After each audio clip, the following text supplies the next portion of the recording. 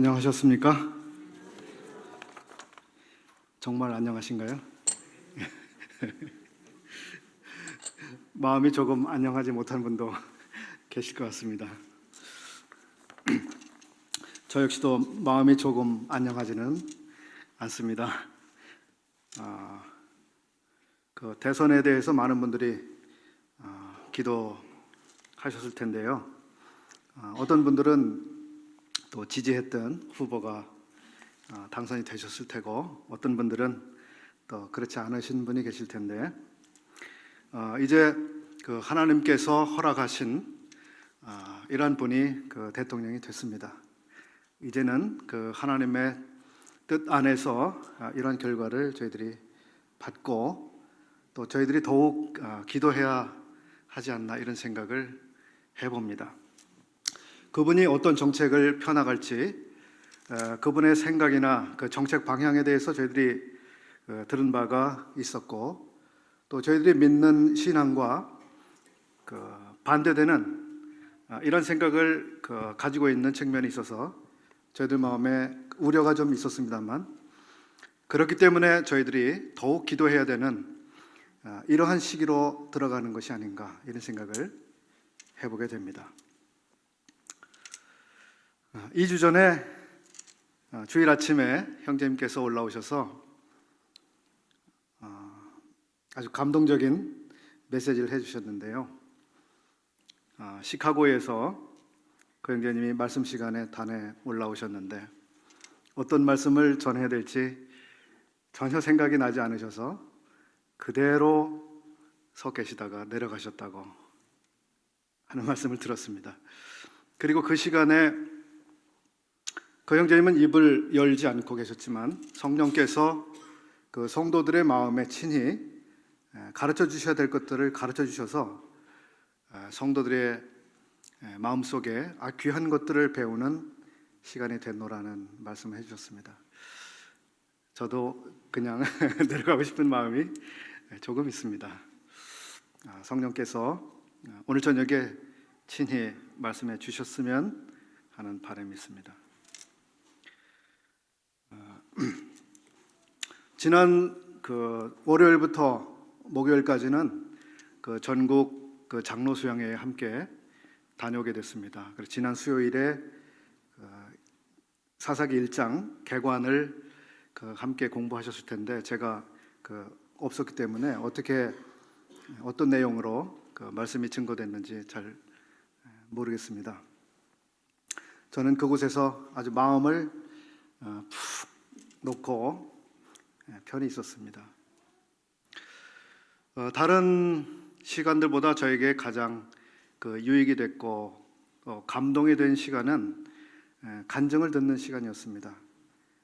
둘째 날, 셋째 날 한 분씩 사역 간증을 해주셨습니다. 한 분은 하루에 몇 시간을 그저 누워서 가만히 아무것도 하지 않고 지내야지만 그 생활이 유지될 정도로 그런 중한 질병을 가지고 있는 형제님이셨습니다. 그 형제님이 어느 날 주님으로부터 말씀을 받고 교회를 개척한 간증을 말씀해 주셨습니다. 또 다른 분은 31살의 나이에 교회를 개척하신 간증을 말씀해 주셨습니다. 31살이면 여기에 계신 분들 가운데 31살 밑으로 되신 분 계십니까 혹시? 어떻게 생각해 보면 대단히 어려 보이는 나이 같습니다. 지성은 형제님 31살 밑이라고 하셨습니다. 어떻게 보면 철을 알지 못하는 그런 나이일 수 있는데, 그 나이에 교회를 개척하기 위해서 혈혈단신 먼 곳으로 이주해서 또 직장을 놓고 그렇게 모임 개척을 위해서 젊은 날을 헌신하신 분의 간증을 들었습니다. 두 분의 간증은 참 눈물을 머금지 않고는 들을 수 없는 아주 힘든 이런 과정들을 겪어오신 이런 내용들이 있었고, 또 하나님께서 친히 위로해 주셔서 그 길을 계속 걸어갈 수 있었던 이런 내용들이었습니다. 오늘 저녁에 그 말씀을 지금 드리는 이유는 오늘 저녁에 우리들이 나누게 되는 사사기 2장 1절부터 3장 5절까지의 내용을 우리들이 보게 될 때 그곳에서 이런 말씀을 하고 계시는 것을 볼 수 있습니다. 2장 7절 백성이 여호수아의 사는 날 동안과 여호수아 뒤에 생존한 장로들 곧 여호와께서 이스라엘을 위하여 행하신 모든 큰일을 본 자의 사는 날 동안에 여호와를 섬겼더라. 그리고 10절에 뒷부분입니다. 그 후에 일어난 다른 세대는 여호와를 알지 못하며 여호와께서 이스라엘을 위하여 행하신 일도 알지 못하였더라. 또 3장 1절에서는 이런 말씀을 하고 계십니다. 여호와께서 가나안 전쟁을 알지 못한 이스라엘을 시험하려 하시며 이스라엘 자손의 세대 중에 아직 전쟁을 알지 못하는 자에게 그것을 가르쳐 알게 하려 하사. 이 말씀들 속에서 우리는 무엇인가를 안다, 그리고 무엇을 아는 사람들에 대한 이야기를 생각해 볼 수 있습니다. 여호와를 아는 사람들, 여호와께서 하신 모든 일을 알고 있던 사람들, 그런 사람들이 있던 반면에 그런 것에 대해서 알지 못한 새로운 세대가 있었습니다. 두 세대는 전혀 다른 길을 걸어갔습니다. 우리들이 신앙 간증을 들을 때 그 무엇보다도 값비싼 가치 있는 그것은 바로 성도들의 삶 가운데 주님께서 어떻게 함께 하시고 주님의 뜻을 이루어 가도록 하셨는지, 또 우리들의 주님, 주 하나님은 과연 어떤 분이신지를 경험한 그 경험으로부터 배워진 그런 부분을 우리들이 들을 수 있기 때문이죠. 그런 간증들이 우리들 가운데서 희소해져 가고 그런 간증들을 들을 수 없는 그러한 시기가 온다고 하는 것은 저는 그것은 신앙에 있어서 재앙이라고 생각합니다. 성도들이 모이는 곳마다 간증이 넘쳐나야 한다. 그것이 하나님이 우리에게 주시는 복이라고 생각합니다. 이제 사사기 2장 그리고 3장 5절까지 오늘 저녁에 살펴보겠습니다. 지난 시간에 개요를 어느 정도 함께 공부하셨는지 모르겠습니다만 사사기는 1장부터 3장 6절까지가 개요에 해당이 됩니다. 그리고 이 개요 부분은 또 두 부분으로 나누어지고 있는데 그 첫 부분은 바로 1장 전체가 되고요. 두 번째 이 서론 부분은 바로 2장 1절부터 3장 6절까지 바로 오늘 저희들이 살펴보게 되는 곳입니다. 그리고 이제 3장 7절에 온니엘이라고 하는 이 사사가 일어나는 이때로부터 이제 삼손의 죽음까지 기록되어 있는 16장 31절까지가 사사기의 본론에 해당되는 스토리가 됩니다. 그리고 그 다음 부분 17장과 18장 이 부분은 결론부 A 파트에 해당이 되는데 이 부분은 미가의 산당 이야기입니다. 이것은 이스라엘이 얼만큼 종교적으로 타락되어 있었는지를 그 이야기를 통해서 그냥 보도해주고 있는 어떤 뉴스처럼 혹은 다큐멘터리처럼 이렇게 보여지고 있는 부분입니다. 그리고 결론의 이제 B 부분은 이제 19장부터 21장까지 해당이 되는데 여기에는 레위인과 첩에 관한 그 이야기가 나옵니다. 그래서 이 사사기는 전체적으로 앞에 서론 부분이 있고 뒤에 결론 부분이 있고 가운데 이제 본론 부분이 있는데, 서론도 두 파트로 만들어져 있고 결론 부분도 두 파트로 만들어져 있습니다.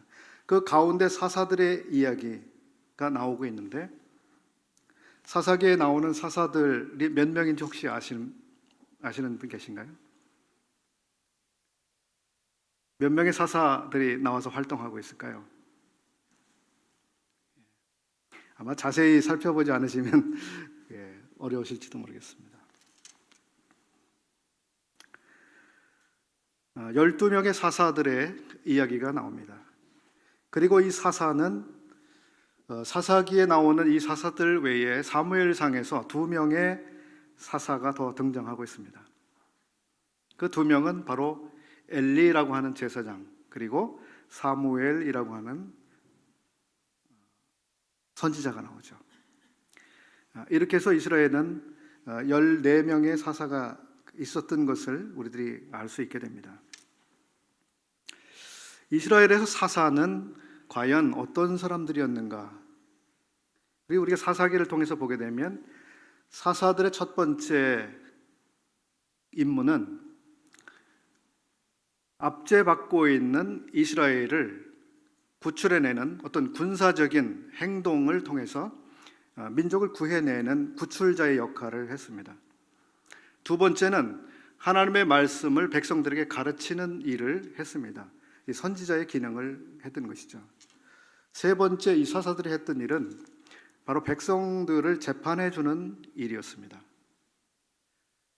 그런데 이 사사기를 쭉 읽어가다 보면 이러한 사사들이 담당했던 기능이나 역할들이 조금씩 달라지는 것을 알게 되고, 뒤쪽으로 갈수록 이 사사들은 하나님의 말씀을 가르치거나 백성들의 옳고 그름을 분별해 주는 이러한 역할을 거의 하지 않게 되거나 끝에 가서는 아예 그런 기능이 없어지는 것을 우리들이 알 수 있습니다.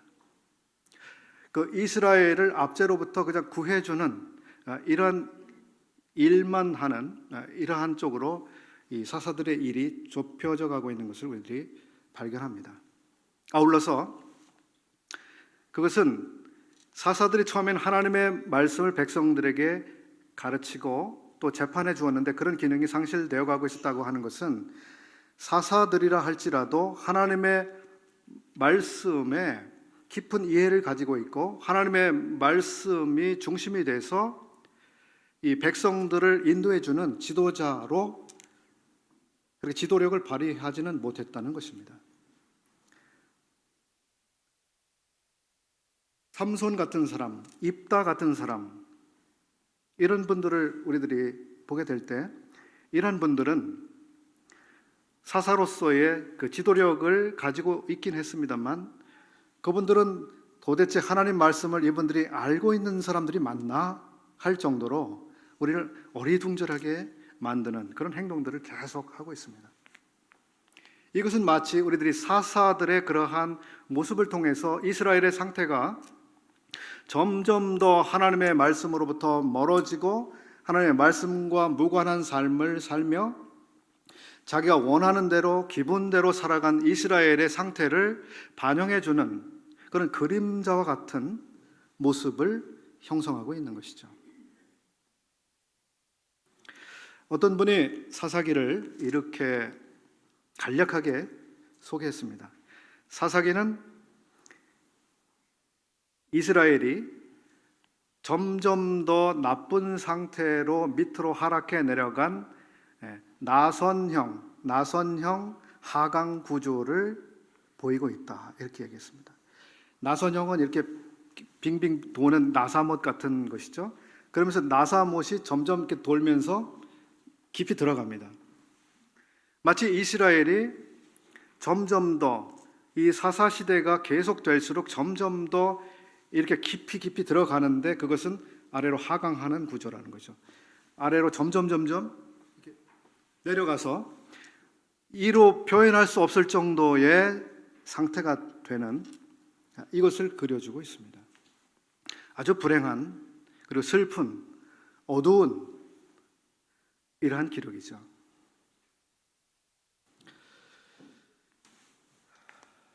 그리스도인들에게 사사기는 별로 인기가 없는 책 같습니다.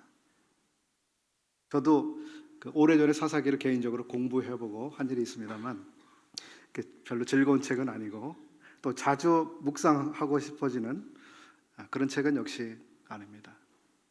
그만큼 사사기는 그리스도인들에게 아주 밝고 신나고 힘있고 이런 것과는 거리가 먼 이런 분위기를 연출하고 있습니다. 사사기 1장에서는 지난 시간에 보셨겠습니다만 이스라엘 족속이 이제 약속된 땅에 들어갔습니다. 그리고 약속된 땅에 들어갔지만 거기에 계속 정복해야 될 이러한 땅들이 계속 남아 있었습니다. 분배가 됐지만 실제적으로 정복하지 못한 지역이 많이 남아 있었습니다. 그리고 여호수아는 자기의 생애를 마치면서 그러한 땅들을 계속해서 정복하라고 유언을 하고 그 세상을 떠났습니다. 근데 1장에서 우리들이 보는 바와 같이 이스라엘은 약속된 땅을 정복하는 그러한 일을 처음에는 조금 하는 듯 하다가 나중에는 그런 것을 하지 않고 있습니다. 그리고 가나안 족속들과 더불어서 아주 사이좋게 평화로운 공존을 하고 있는 모습을 우리들 볼 수 있습니다. 그래서 거기에 보시면은 처음에는 쫓아냈더라고 했던 것이 쫓아내지 못하였더라 했던 이런 표현이 나오고, 그다음에 쫓아내지 아니하였더라라고는 표현이 나오고, 나중에는 이스라엘이 이방인들 가운데 거하였었더라고 하는 표현이 나옵니다. 이스라엘이 정복하는 일을 더 이상 하지 않았을 때, 즉 믿음으로 약속된 그 땅을 점령하는 일을 더 이상 하지 않게 되었을 때 그들은 하나님이 그렇게도 경계했던 그것, 이방 족속과 조약을 맺고 평화로운 그러한 정책을 추구했습니다. 그렇게 한 결과 이스라엘은 오히려 이방 민족들에게 압제를 당하는 결과를 가지고 왔습니다. 이것이 1장에서 우리들이 발견할 수 있는 이야기입니다. 우리가 세상과 더불어 평화하고 세상과 더불어 사이좋게 지내고 적당하게 어울린다고 하는 이것이 가지고 있는 위험이 바로 그런 것이죠. 별 마찰 없이 지내고, 그럼 세상은 우리들을 가만두지 않습니다.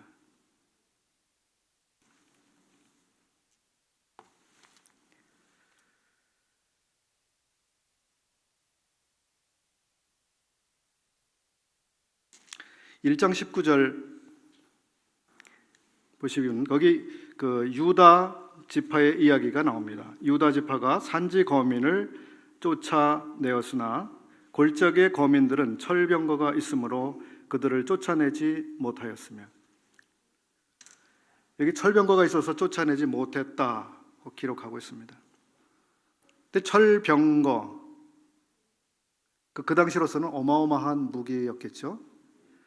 근데 실제로 철병거 때문에 쫓아내지 못했다고 하는 것은 좀 이상합니다. 왜냐하면 그 4장에 드보라와 바락이 그 전쟁을 했던 당시에, 그때 당시에 철병거 900승을 부순 일이 기록되고 있습니다. 그러니까 이때 골짜기에 철병거를 가지고 있는 사람들이 있었기 때문에 그들 정복하지 못했다고 하는 것은 좀 이상한 것이 되죠. 여기 유다의 이야기로부터 시작이 되고 있습니다. 유다의 이야기. 그렇게 시작이 돼가지고 1장 34절에는 아모리 사람이 단 자손을 산지로 쫓아들이고 골짜기에 내려오기를 용납지 아니하고, 여기 이제 단 지파 얘기가 나옵니다. 유다 지파는 그 이스라엘 지도에서 아주 남쪽에 해당되는 위치에 기업을 가지고 있었고, 단 지파는 좀 위쪽에 있었죠. 유다부터 단까지 이것은 모든 이스라엘의 지파들을 감축하는 표현임이죠. 그런데 유다 지파부터 단 지파까지 약속된 땅을 정복하는 데 다 실패했다고 하는 것을 여기서 우리는 보게 됩니다. 다 실패했습니다. 모든 지파가 다 실패했습니다. 심지어 단 지파는 어떻게 됐습니까? 단 지파가 쫓겨나고 있습니다. 약속된 땅에서 쫓겨나고 있습니다. 그리고 오히려 내려오는 것을 못하고 있어요.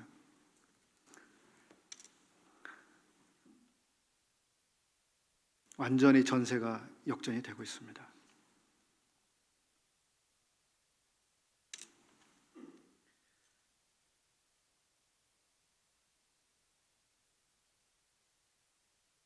이제 본론 3장부터 16장까지의 이야기도 보면 유다 지파인 온니엘의 이야기로부터 시작합니다.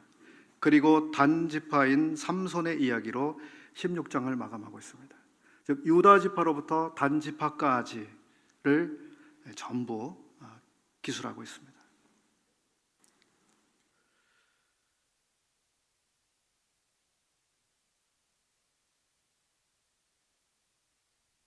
앞에서 말씀드린 대로 사사기는 나선형 하강 구조를 보여주고 있는데 사사들 역시 그러한 모습을 보여주고 있다는 말씀드렸습니다. 기드온이 승리를 하고 나서 무슨 일을 했습니까? 우상을 만들었죠.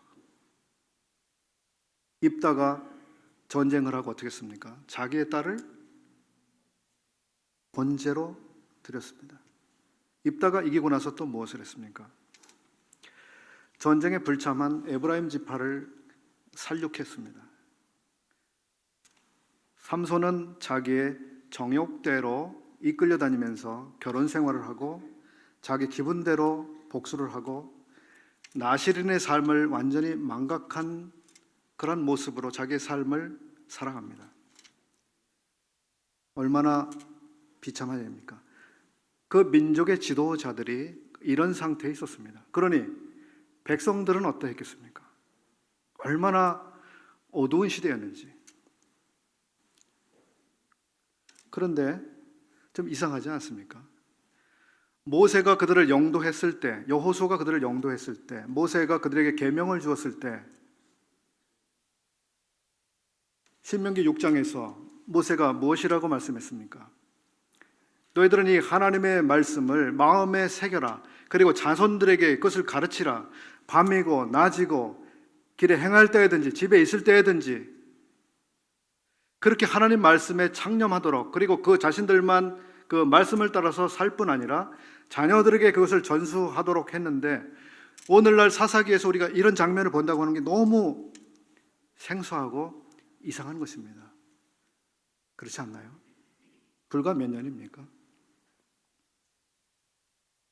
이렇게 빨리 변질될 수 있다고 하는 것이 믿어지지 않을 정도입니다.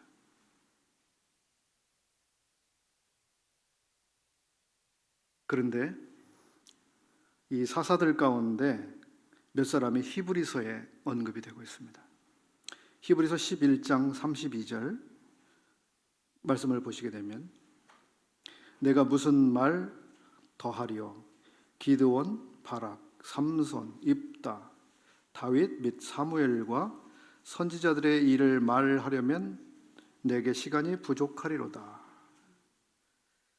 여기 사사들의 이름 네 사람의 이름이 나오고 있습니다. 기드온, 바락, 삼손, 입다. 앞에서 제가 말씀드린 대로 정말 도덕적, 영적으로 아주 존경스러운 부분이 거의 없어 보이는 이런 사사들임에도 불구하고 히브리서 11장에 그분들의 이름이 거기 기록되어져 있습니다. 히브리서 11장이 무슨 내용이에요? 믿음의 영웅들의 이름이 쓰여져 있는 장이잖아요.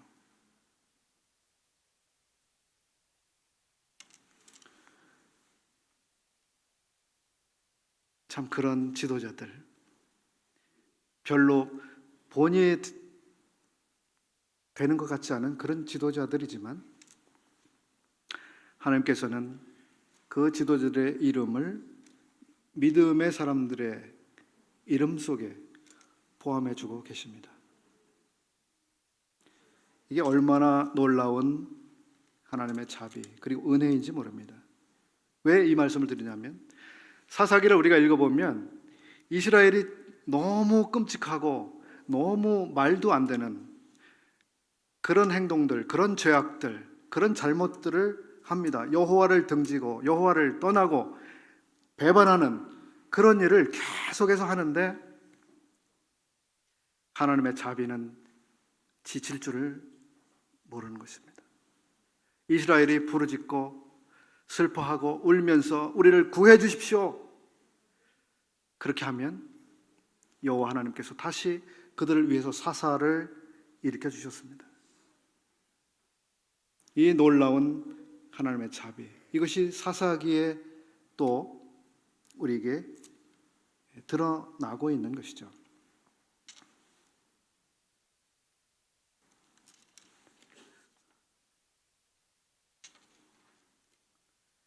이제 2장 1절을 펴보겠습니다. 2장 1절로 5절까지.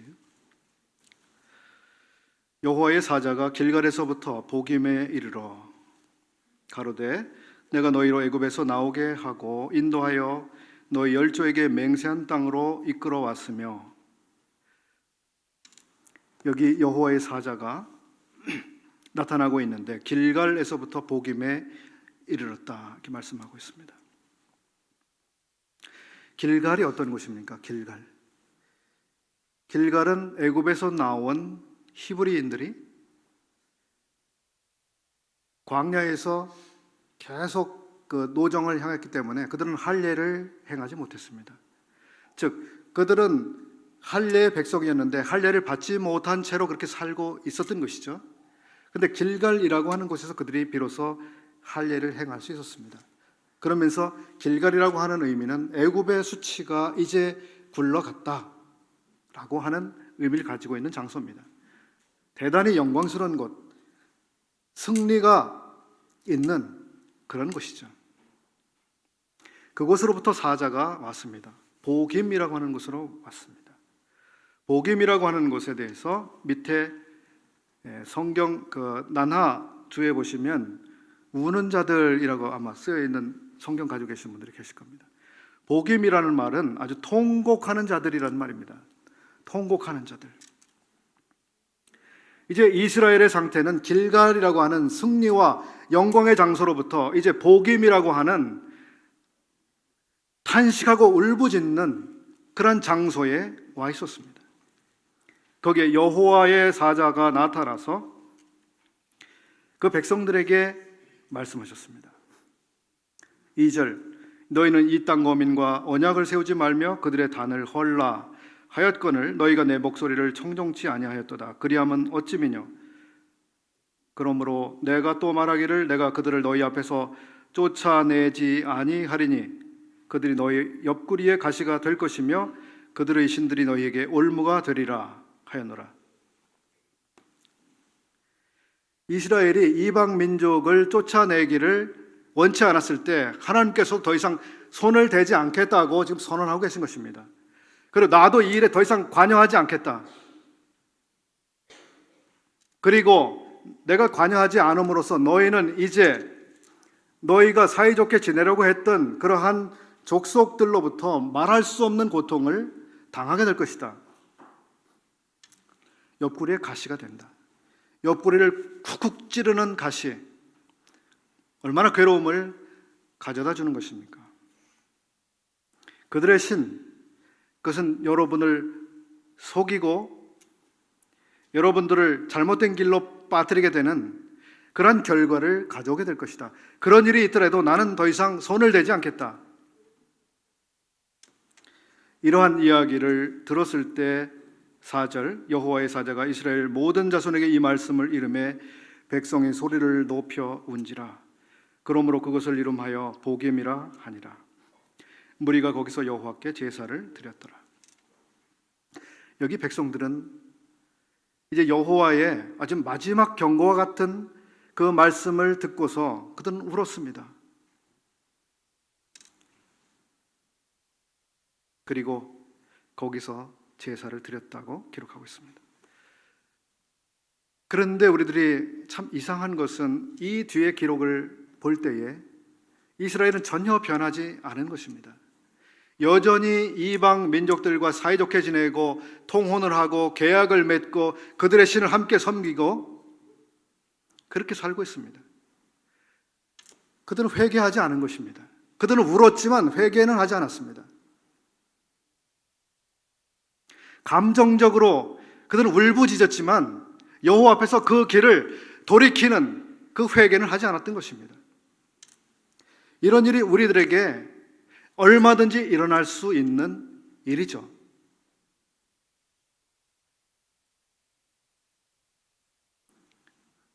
성도들에게서, 그리고 구원받지 않은 구도자들에게서 내가 이번에 내 죄를 깨달았습니다.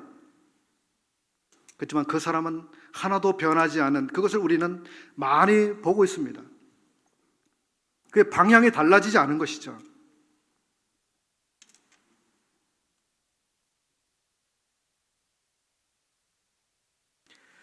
이 장 6절부터 10절까지 보겠습니다.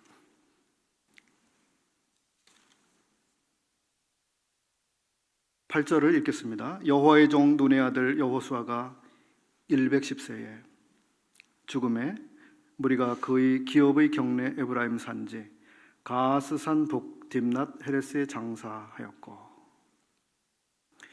여기 여호수아의 장사됨이 기록되고 있습니다.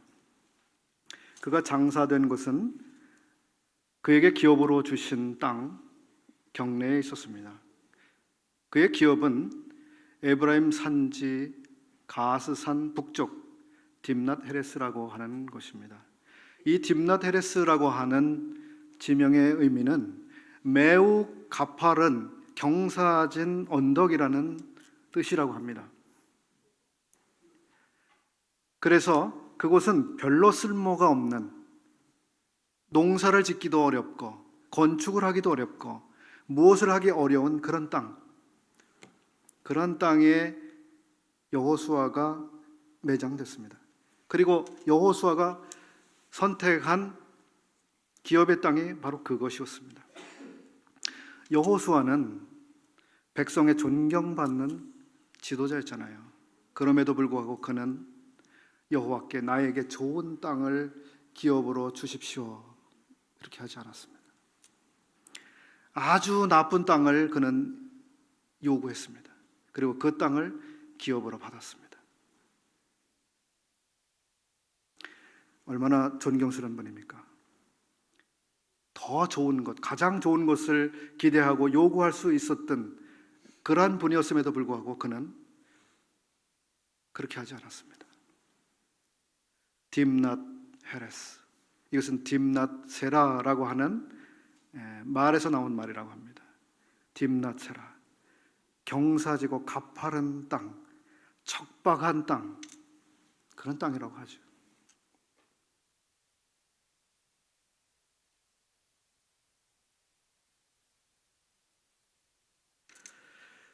여기 이처럼 존경스럽고 놀라운 하나님의 종이 살고 있었고, 또 그렇게 마지막까지 아름다운 본을 이렇게 보여주고 세상을 떠났습니다.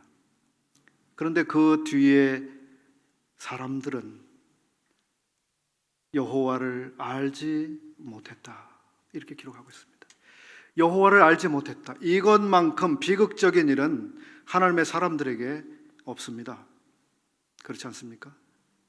내 자식이 여호와를 알지 못했다, 내 자녀가 우리 주님에 대해서 전혀 아는 바가 없다, 이것만큼 우리를 아프게 하고 우리에게 불행스러운 그런 일이 또 있겠습니까?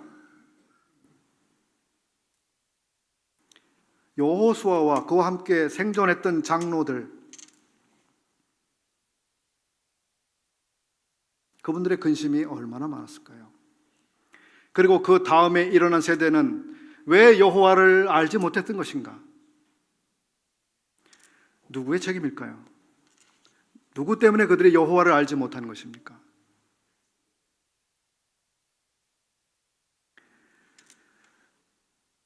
여호수아와 그와 함께 생존했던 장로들의 책임입니까? 아니면 그 다음 세대, 당대의 문제입니까?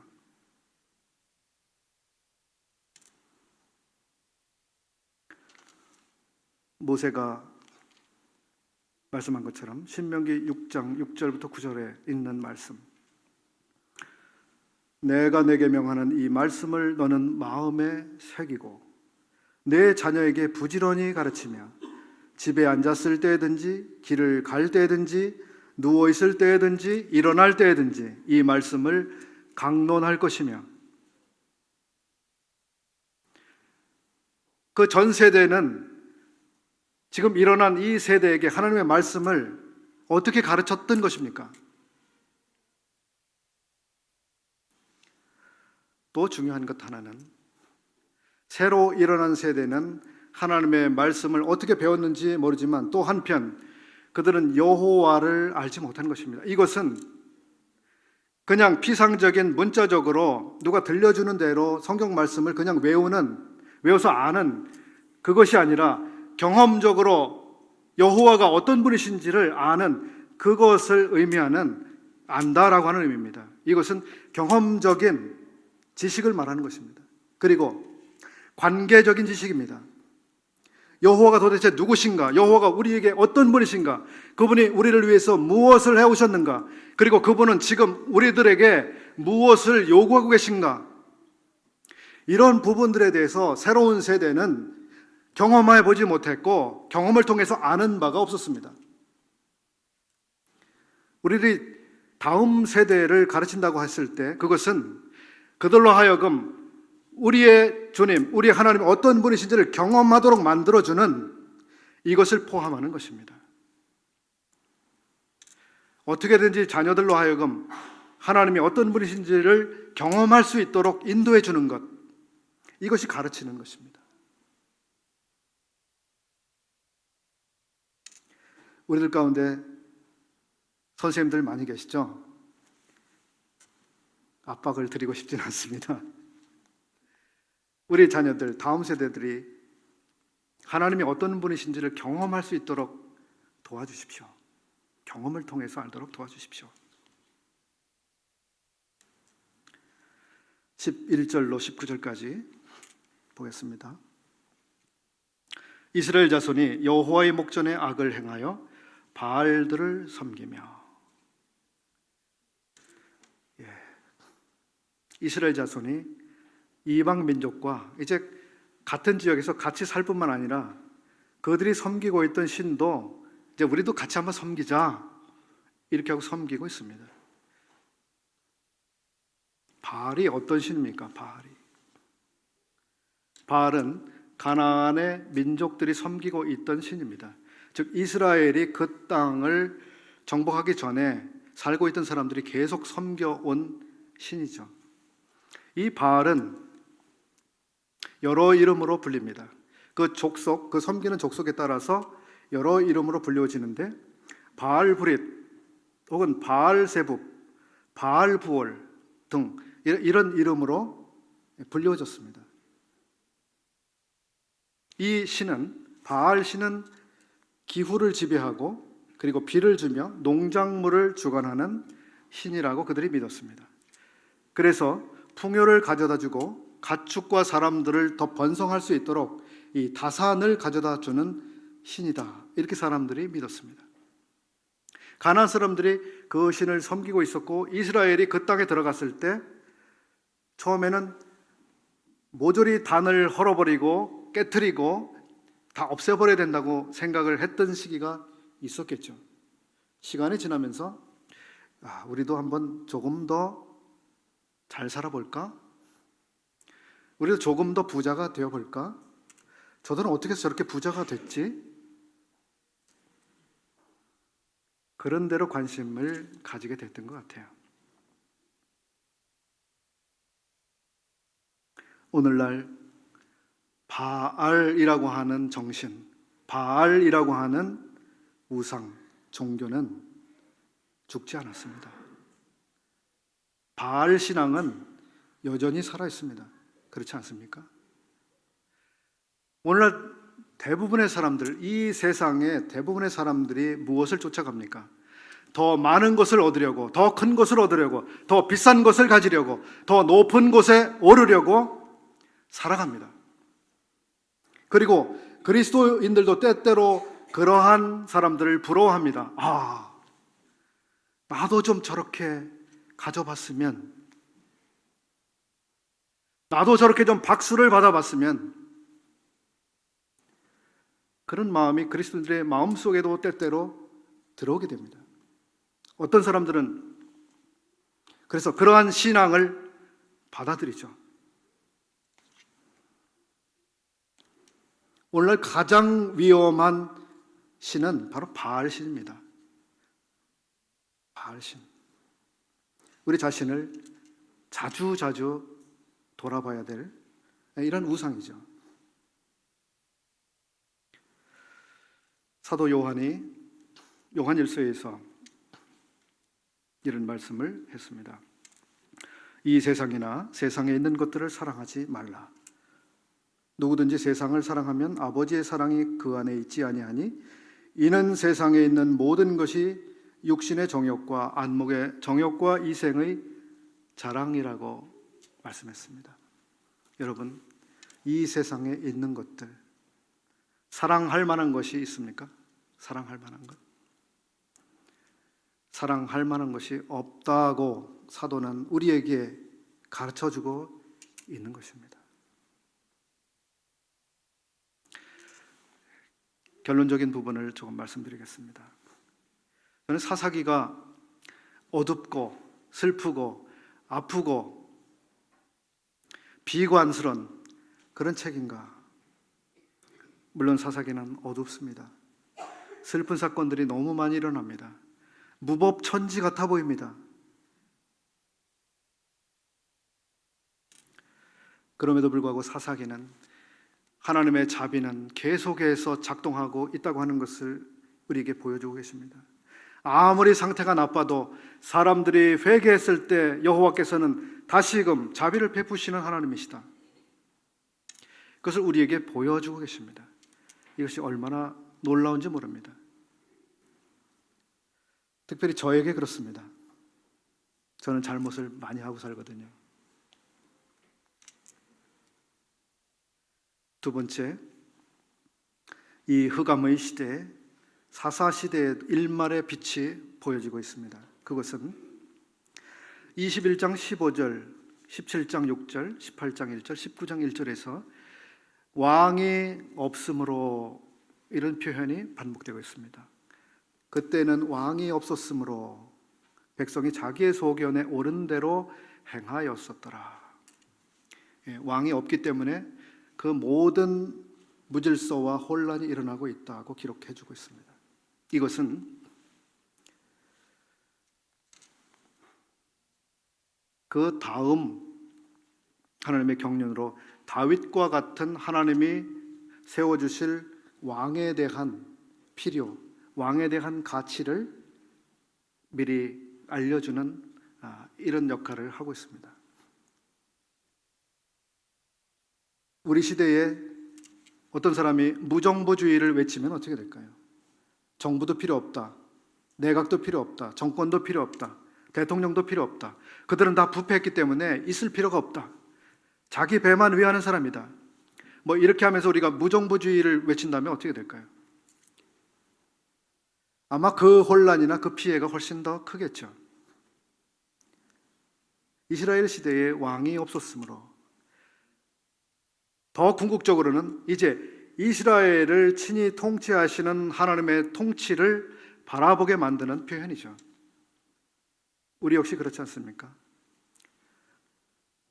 이 모든 세상을 완전하게 다스려 주실 그분의 통치, 그분의 다스림, 그분의 나라가 속히 임하기를 우리가 얼마나 간절히 기다리고 있습니까? 왕이 없었으므로.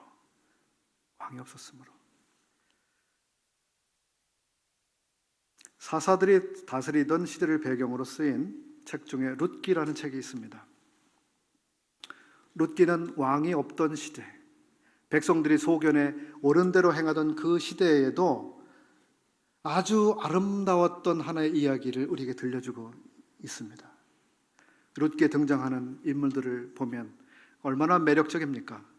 얼마나 존경스럽고 따스하고 다정하고 은혜로운 사람들이 나옵니까? 하나님 앞에서 자기의 신앙을 그대로 지켜가고 있는 사람들의 모습이 나타납니다. 즉, 아무리 어두운 시대라 할지라도 어떤 소수의 사람들은 하나님 앞에서 경건한 삶을 살아가고 있다고 하는 것을 우리는 보는 것이죠. 사사시대의 말기에 엘리라고 하는 제사장이 있었습니다. 엘리 제사장도 부패되고 그의 아들들도 부패했습니다. 부패한 통치를 했기 때문에 백성들은 더 이상 그들을 존경하지 않았고 그들을 따르지 않았습니다.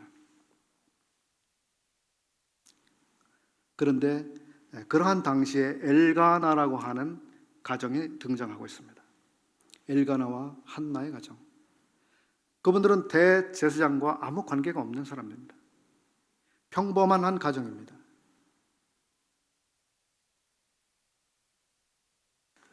우리 주님께서 이 세상에 출생하셨을 때 그때 주도적인 지배층은 대제사장 가문 그리고 장로들이었습니다. 그런데 주님이 오셨을 때 주님을 맞이하고 경배했던 그런 경건한 사람들은 그러한 사회 지도층이 아니었습니다. 엘리사벳, 사가랴, 시므온, 안나 이런 사람들 얼마나 경건한 사람들이었으며 성령에 사로잡힌 사람들이었고 주님을 찬미한 사람들입니까? 그분들은 소박한 어떻게 보면 평민 같은 그런 사람들이었습니다. 이 세상의 주도적인 그리고 이 사회의 지도층이 완전히 부패했다고 여겨질 때, 이 시대가 캄캄하다고 여겨질 때, 그러한 때에도 평범한 어떤 사람들은 여호와를 섬겼고 경건한 삶을 살았습니다. 그리고 하나님께서는 바로 그런 사람들로부터 예배를 받으셨습니다. 엘가나와 한나의 가정으로부터, 그리고 앞서 말씀드린 누가복음의 이러한 평범한 사람들로부터 예배를 받으셨습니다.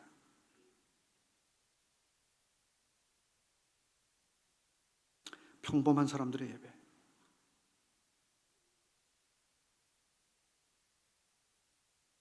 저는 이 교훈을 배울 수 있다고 생각합니다. 모든 사람이 부패했다. 이 세상은 썩었다. 더 이상 희망이 없다. 더 이상 이 사회에는 존경할 만한 지도자가 없다.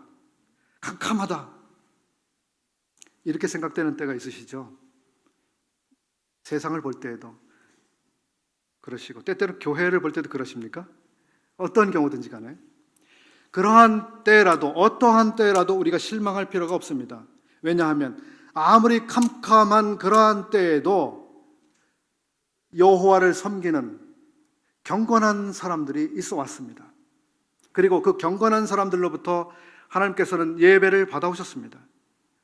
중요한 것은 바로 이 세상이 아무리 어두워도 바로 하나님께서는 예배를 받으시는 분이고 예배를 드리는 그 사람, 바로 우리가 그런 사람이 될 수 있다고 하는 것입니다. 우리가 다른 사람들을 생각하면서 어둡다, 형편없다, 썩었다 이렇게 말하기 전에 우리는 여호와 앞에 예배를 드림으로써 여호와를 기쁘시게 해드릴 수 있는 그런 사람으로 우리 주님을 섬길 수 있다고 하는 것입니다. 어느 시대든지 그런 사람들을 통해서 하나님께서 영광을 받으셨고 예배를 받아오셨습니다. 사사기의 이 암흑한 세상, 암흑한 때, 그 때에도 룻과 같은 여성, 그리고 보아스 같은 남성, 이런 멋진 사람들이 있었던 것입니다. 여러분들이 바로 이 시대에 그런 분들이 되실 수 있습니다. 그렇게 되시길 바랍니다. 기도하고 마치겠습니다. 아버지 하나님, 사사기 말씀을 통해서 참 우리들이 우리 주님을 알아야 하며 경험적으로 우리 주님을 더 알아야 하며 또 우리들이 알 뿐만 아니라 우리의 후손들도 우리 주님을 알아야 한다고 하는 것을 저희들이 교훈으로 받게 되옵나이다. 아버지 하나님, 또 참 더욱 시간이 갈수록 암흑해졌던 이 사사시대일지라도 주께서는 자비를 거두지 아니하셨으며 부르짖어 외치는 사람들의 호소를 저버리지 아니하신 참으로 자비하신 하나님이신 것을 저희들이 배웁나이다. 아버지 하나님, 저희들이 때를 따라서 은혜의 보좌 앞에 나아가며 저희들이 통회하는 마음을 가지고 주 앞에 나아갈 수 있도록 저희들을 도우시기를 원합니다. 또 아버지 하나님, 사사시대의 그 어두운 시대에도 주께서 소수의 경건한 사람들을 남겨두시며 그들을 통해서 예배를 받으신 것처럼 이 시대에도 참 그러한 사람들 통해서 예배를 받으시는 주님이신 줄을 저희들이 아옵나이다. 이러한 때에 저희들이 아버지 하나님을 참으로 예배하는 그러한 소수의 사람들이 되기를 원합니다. 저희들을 도우사 주님을 참으로 예배하는 경건한 주님의 사람들로 살아가도록 도우시기를 원합니다. 이 시간 함께 하심을 감사하옵고 우리 주 예수님의 이름으로 기도합나이다. 아멘. 맞습니다.